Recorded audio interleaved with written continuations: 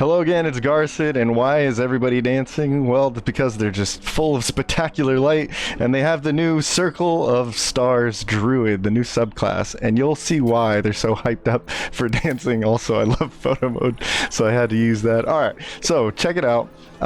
We've got a few examples here. Before I start talking and yapping, check it out.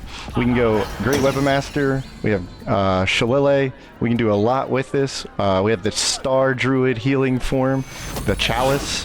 I can give Bless and Blade Ward, and then I can get a whole nother bonus heal for free in this form. Just be healing for double the value. But I can also get into combat with my staff, bonk somebody really hard. Great Weapon Master. And now, if you go all the way into the subclass at level 10, you can actually change forms on the fly. Speaking of fly, let me run away. Uh-oh, don't hurt me. Oh, check that out. So, now I can fly away 10 feet. And in the same turn, I can change my forms at will. Right? And now I can shoot this guy with a bow attack for free on a bonus action. Yeah, and then, that's not all. If you're in the dragon form, I should show you, you can breathe some dragon breath. Blah, right? Or you can do some really cool stuff now with the guiding bolts you get for free with your star map, right? Hiya!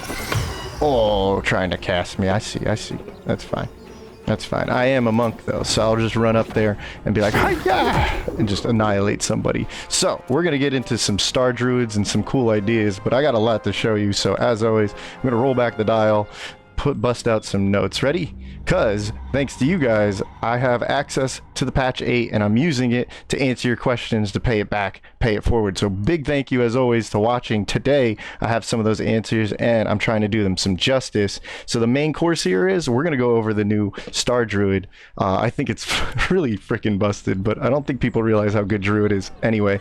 But, as always, thank you. If you want to support the channel, or you got your own requests, let's save it towards the end. Check this out. We're going to go over some of your questions for patch 8 as best as I can, and then we'll get into the main course with the new Star Druid. Ready? So let's dive right into some of your answers for your questions. As always, keep note right now, this is the patch 8 stress test. It's the live version of it. It's still testing. I hope they can get this out sooner, but for now, what I can do for you guys is answer your questions, right? So these are subject to change, but for now, these are the answers I have for you. And let's start with, I got a literal, one of the most famous video game characters of all time, Big Smoke from San Andreas, is asking us a question. Let's check it out. Here we go. So Big Smoke asked, hey, does Hexblade Curse actually stack with Magic Missile in tabletop? This is busted. So, I got an answer for you, Smoke. You ready? Check it out. So we have the Hexblade and the Evocation level 10 wizard. I think you're going to be really happy with the result. So, we can apply the curse on a bonus action, once per short rest, and then once we do, we piss off, Cuthbert here. And what's going to happen is, I'm going to cast a free magic missile with my Never Misser, the little hand crossbow. Now check this out. Check the damage numbers on the right. Ready? So, we're going to cast this. We get 6 missiles. And they annihilate. Freaking, this is insane. Look, check this out. You get the Hexblade Curse and the Evocation. This is busted just like you thought it was, Smoke. So, you only had one job, CJ, and it worked. Okay, so let's check out the next video. I have another question. Here we go. This one from Kai. I might be saying your name wrong, but check it out. It's Kai Mugen. He said, can you lose the new oath if you attack neutral? So, I don't know about the hag hair like you were asking. I'll test that another time. But for now, I have the new oath, Oath of the Crown Paladin. We're just pure level 12 Paladin here. And what I'm going to do is go ahead and attack a neutral. And as you can see, if you noticed it, here I'll highlight it for you. Give me a second in the video. Okay, so Gale here did indeed lose his oath, right? So I'll try and highlight it a little bit more right there. Okay, so your oath is broken if you attack neutral, so be careful if you're running the new Oath of the Crown, okay? So, let's go on. So you can break your Crown Oath if you do that. Also, I just wanted to smite. Smite and Booming Blade. Alright, so indeed you can break the oath. Be careful there. Now, Odinai has another great question. Check this one out. You're gonna love this. Here we go. Bust this out. Okay. And then Odin I asked, howdy Garson, great video. Had a question about Swarmkeeper interacting with wild shapes, like maybe a bear and the bees. Oh, dude, I've answered this question and a little bit more in detail. Check this out. So, we are a mix between a moon druid, so I can go bear form with the bonus action, but I also wanted to try the Hunter's Mark, so I tried to make this work with the Peerless Focus Elixir. Okay, so check it out. I have the bees up from the new Swarmkeeper subclass for Rangers. Everybody's going to surround me. I'm going to keep concentration on that Hunter's Mark because I wanted to answer some of the questions you might have. Go in full detail with this. Ready? So, when we go into bear mode, do we retain the bees? Oh yes, we do. So this is a really cool idea, but I think you're going to be surprised, shocked even. Check this out. So you get the bonus damage from attacking with the bees with you? Dude, okay, so like normal, you can use Tavern Brawler with Wildshape if you didn't know that already. But you get Tavern Brawler on the bee attack too. What the? That's insane. That's insane. But even furthermore, you get Tavern Brawler on the Hunter's Mark with the bees as well. It's crazy. But unfortunately, I can't seem to like reapply the Hunter's Mark. You'll see this in a moment. But check it out. You could actually use the bees with the bear form. So you can just evolve your like Moon Druid a little bit later in the game into like a Swarmkeeper or bear. It's insane. Okay, but I wanted to answer some other questions while we're on here. See? So you can use the push attack, obviously, and you'll get that Tavern Brawler effect, I think. And then, oh, what's the other thing? I was trying to see right here if you can use the Hunter's Mark. I'm still concentrating on it. But there's like no way to apply it, and I hope this is not intended because I would love to be able to like cast it, go into bear form, and then just keep using my Hunter's Mark and getting tons of damage. It would be such a cool playstyle. So, well, I also had to show you, yes, indeed, you can actually teleport as a bear, as absurd as it is. Check this out. Attack. Once you're done, safely get away thanks to your bees. Perfect symbiote union. It's insane. It's crazy. Okay, so, in fact, Odin, you can use the bears and the bees, which leads to even crazier ideas for Swarmkeeper. So good questions all around. I like these. I have some more questions to answer. We're going to answer them with the Star Druid. Ready? So, Trico asks, could you do a Star Druid to Wizard 10 for the evocation bonus with the level 10 feature, right? So I'm going to answer that, including, we have another question real quick. If it would pop up. Oh, here we go. D-Mage asks, does wearing the 17 helmet on preparing spells and then unequip it still work in the stress test? So I have answers for both of you real quick. Let me go ahead and pop this out. Thank you for being patient. So yeah, you guys, I have your answers right here real quick. What we'll use is Asterion to demonstrate. Let's say I change my form. Okay. And I go into the archer form like you were asking. Now the funny thing is this build is using your question, Damage. So right now I have a lot of spells prepared. And if you think about it, this plus 16, it's just 17, but it's really plus 16, right? That's 3 more slots I can use, right? So watch what happens if I get rid of it. I lose the slots, but I'm still equipped to use Sunbeam. So yeah, to answer your question, actually, you can just keep these prepared and swap to a different helmet, okay? Furthermore, I'm a level 10 evocation wizard, so Trico, to answer your question, this is an evocation spell for Luminous Arrow. Just hopefully you can see that. I'll bust out the notes just for a second so you can see this proper. So those who are wondering, the Luminous Arrow is an evocation spell, which does mean, indeed, we can get in trouble. Ta-da! Okay.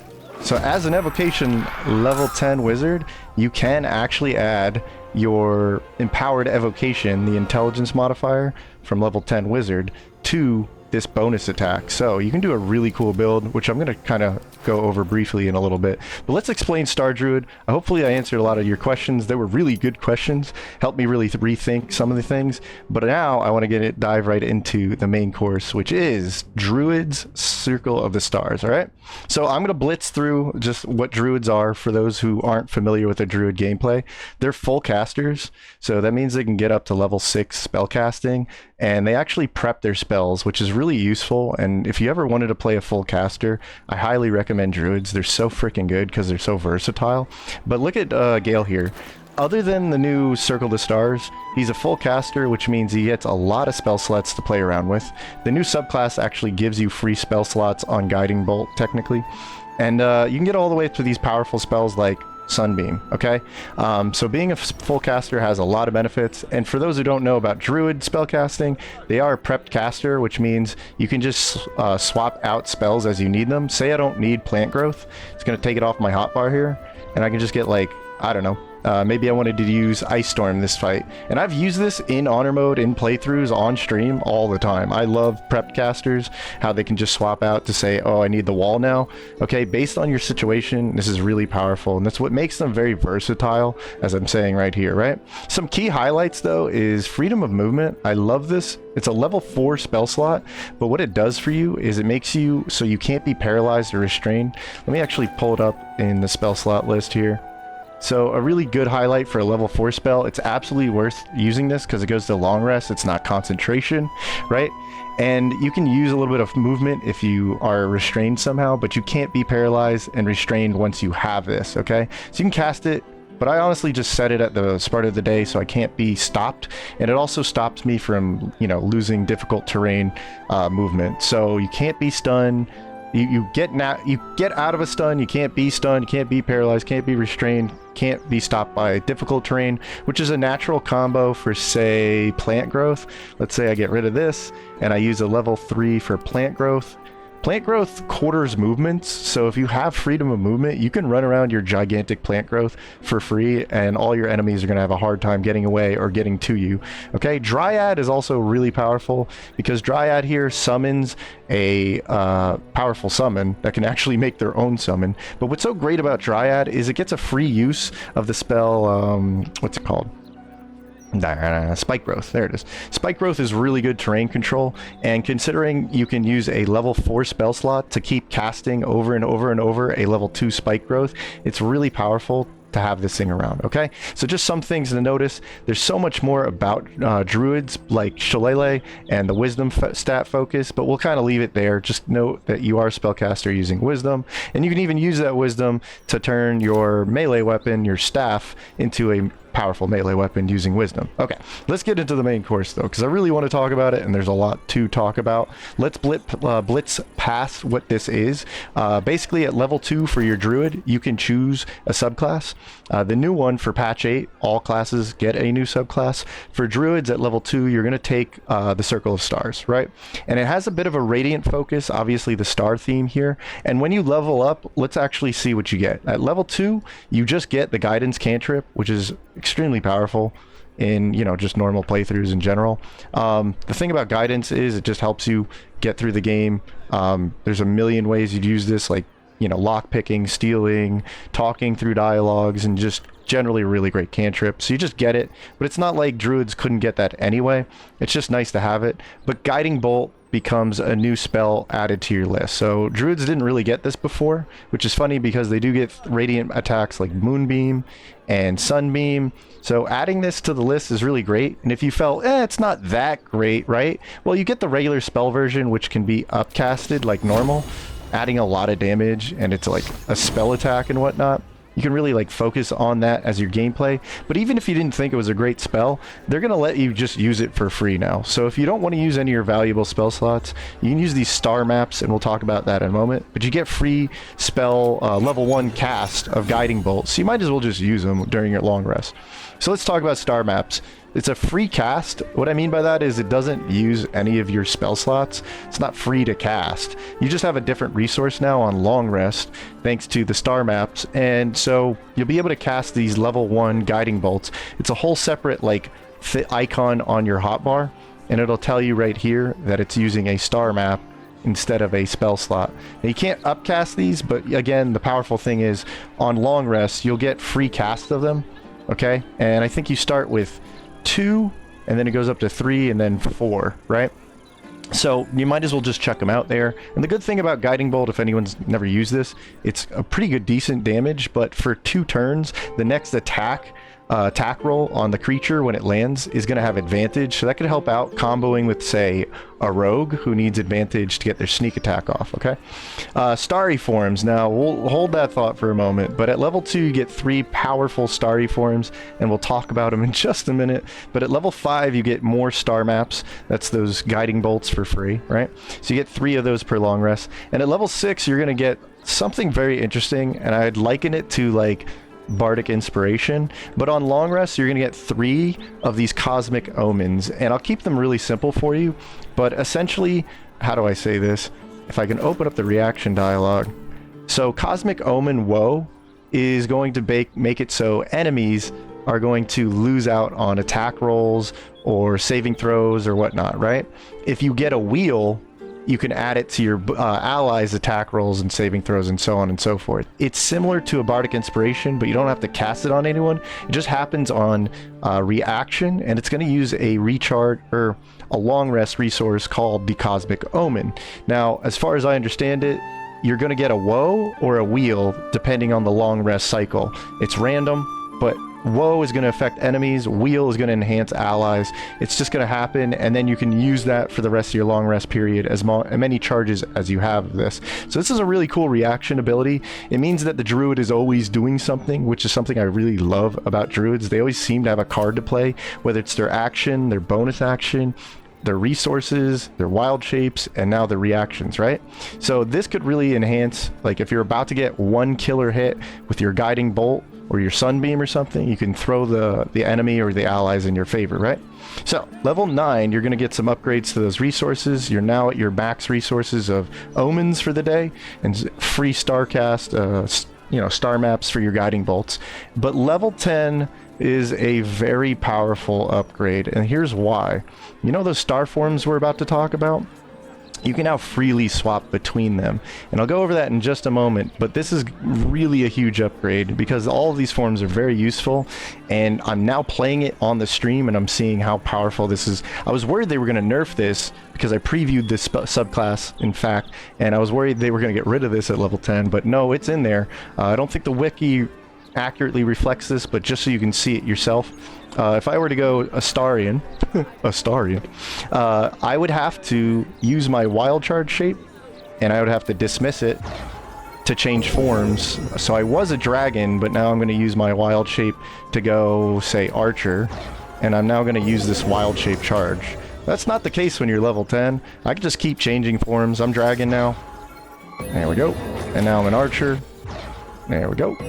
And any benefits to that have also been upgraded. So for instance, the archer can shoot out, well, for instance, let me just get into these star forms real quick, okay? I'm going to type them out for you too. So real quick, the dragon is really good at concentration and has a dragon breath, okay? So if we switch over to the dragon form, right? This thing is a beast when it comes to concentration. So as you can see here, the starry form is going to give you a saving throw to maintain concentration. Is a 9 or lower, it just becomes a 10 now. So if I had, say, +8 to saving throw already on my concentration, it's now always a 10 plus this bonus. So it's extremely hard to lose your concentration on hold person, or let's say something more relevant like moonbeam, fitting the theme, right? This is crazy, especially for sunbeam. You're not going to lose concentration when you're like this, and you also get this awesome dazzling breath attack on bonus action, just, and at level 10 this upgrades to flying around and literally levitating. So I mean, I don't know if you know this, but flying movement is insane. Okay, so now you're level 10, right? You can just change forms. So let's go over to the archer. Okay, so archer form. Archer has a bonus spell attack, right, on the bonus action.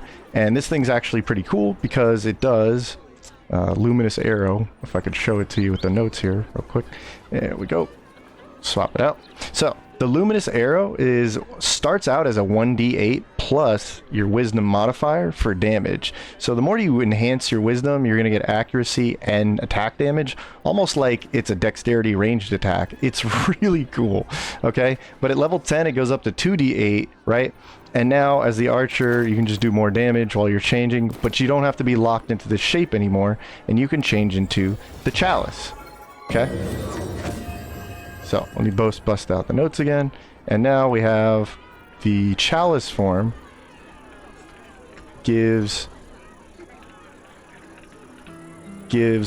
a bonus heal. Okay, what I mean by that is if you were set up for like heals, and I'm not big on healers in this game, but now I can just heal Shadowheart here, and it's going to give me a bonus heal called the Chalice Healing. It doesn't cost any resources, it's just once per turn, right? So I'm not locked into these forms. I can just keep changing them on the fly as many times as I want in the turn. And this makes you extremely versatile and busted, okay? You can do heals with your bonus action, get an extra heal on the chalice, switch over to the dragon form, have concentration increased on Sunbeam, and so on and so forth. Like, the star forms are really crazy.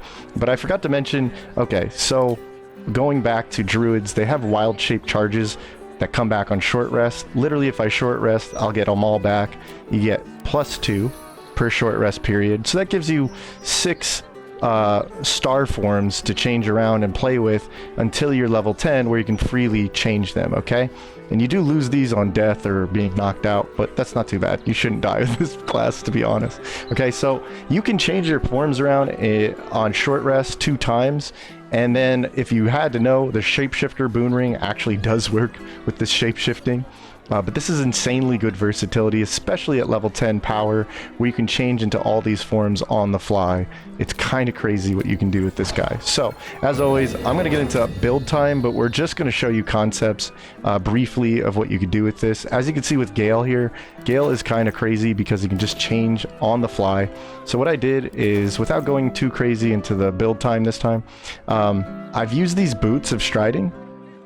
You cannot be knocked prone. And with the dragon form's concentration, switch over to dragon, right? This guy is a king of concentration. He's got +8 on top of a guaranteed 10 if he gets hit and has to maintain concentration. I don't know that you even need advantage anymore, because usually the point of advantage is you don't roll ones. Well, now you never roll ones. And so if you go ahead and just moonbeam people, you're a monster, right? So it is like super hard to knock me out of concentration. Like I said, with the dragon form, you can fly around. You just blasted everybody with Moonbeam, and now you can blast them with the Dragon Breath attack, right? And if you don't get the saving throw, you can use your Woe, if that's what you rolled for the day, to lower his chances of blocking your saving throw, right? So, like, you're always hitting with this guy, okay? But that's not all. We can change our form over. Right now, I'm going to maintain concentration, but I'll show you in just a minute. There we go. Yep. So he's going to attack me. I can use the Woe for a defensive purpose. Maybe stop him from attacking me. It just adds the 1d6 to him missing me. So it's not guaranteed, but gives me higher chances to get hit. But as you can see, getting hit here, I'm still concentrating on Sunbeam, no problemo, okay? So now I say, I'm going to Sunbeam. I'll fly over here to get a better shot. Okay, he's still going to hit me, but whatever. Still maintain concentration thanks to Dragon. Fly. Use Sunbeam on my action. Blast somebody. Annihilated. Okay. I can freely switch to the Archer. Right. Get another hit in. And blast him. Right. And then I can switch easily right back to the Dragon for the defensive value of it. And then maybe next turn I could switch to Chalice and heal. So let's skip over. Here he comes again. Go ahead, hit me. If you can. Uh-oh. Alright, thanks to that, he missed. There we go. And then what I'll do is switch over to the Chalice form. I'm now going to heal myself with a bonus action. I get Bless and Blade Ward from using these gloves and whatnot, right? And then I'll use another heal. I get double the healing. It's blessing me. It's activating Arcane Synergy. I have Pact of the Staff. I'll just bonk him in the face with Great Weapon Master, right? So, like, this guy can do melee attacks, he can do moonbeams, he can do archer, like the archer shot, he can do everything, and he's a druid, and it just this is the tip of the iceberg. All right, I can't stress it enough. This is why I can't just cover everything. So he's got that crazy druid versatility. He's got crazy heals that can be set up with the right armor to buff allies like Blade Ward and Bless, including himself. He's got Pact of the Staff, so he can use Wisdom with his staff. With the Great Weapon Master, adding 10 more bludgeoning, doing magical bludgeoning damage. It's crazy, right? He can freely swap forms and fly around, maintain concentration. Do you really need multiclassing? I usually talk about that. Like, this is a pure level 12 druid who's very flexible, and he's set up to do a lot of things all on one character, alright? But if you don't believe me, let me go ahead and give you some multi-classes, right? Let's talk about Astarion real quick. Again, not going to really bust into the builds here, but we have things like Spine Shudder. So if I'm throwing out the archery attack or the guiding bolts, we can actually add reverb. I can use Confirm, Spell Might, and the Evocation 10 Wizard to add damage into this. So without further ado, let me just switch my form here. Like I said, you would have to use your wild charge like this. Okay. And now I get a free bonus attack with Luminous Arrow. There we go. You do a lot of damage thanks to the mixture of evocation, right? But also, I can drop some free star maps, right? I have 2 of them. So I can maybe hit this guy with a guiding bolt. And then the next attack would be advantage for whoever wants to follow up with that. So let's say Shadowheart now wants to attack. She has advantage thanks to that guiding bolt, so she's gonna murder this guy, right? Pretty crazy. And of course, as a wizard, you can learn scrolls. So you can learn the powerful Sunbeam at level 11 or 12, right? So you can still get Sunbeam, but you might want to like plan for having Int and Wisdom on this guy. I'm just trying to demonstrate you can obviously use the Luminous Armor and the Luminous Rings. This is kind of crazy. And look at that spell save DC and attack on both Wisdom and Intelligence. So this guy's pretty awesome.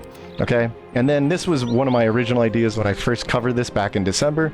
So the Lightheart Star Monk, okay, 6 Way of the Hand, 6 Star Druid. Use Wisdom for armor class and damage on your fist, creating some really powerful Radiant Fist attacks. I'm not even using Tavern Brawler and Strength. This is just Dexterity and Wisdom.